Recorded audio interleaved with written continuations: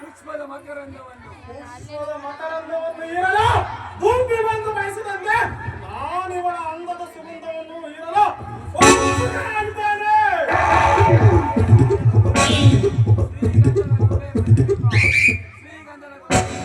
ಶ್ರೀಗಂಧದ ಗೊಂಬೆಯಂತಿರುವ ಇವಳ ಪ್ರತಿಯೊಂದು ಅಂಗಾಂಗಕ್ಕೆ ಮುತ್ತಿಟ್ಟು ಇವಳ ಕೋಟೆಯನ್ನು ಕೊಚ್ಚಿ ಅದರ ಅಮೃತವನ್ನು ಸವಿಯುವುದೇ ಆಳಿಂಗನಿಗೆ ರಸದೌತಣ.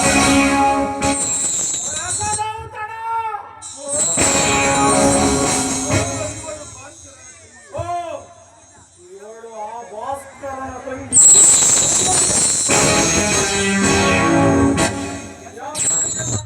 ಸೌಂದರ್ಯದ ರಾಶಿಯನ್ನೇ ಇವಳ ಮುಖ ಕಮಲ ಮುಖ ಕಮಲವು ಬೆಳದಿಂಗಳ ಚಂದ್ರನಂತೆ ಹೊಳೆಯುತ್ತಿದೆ.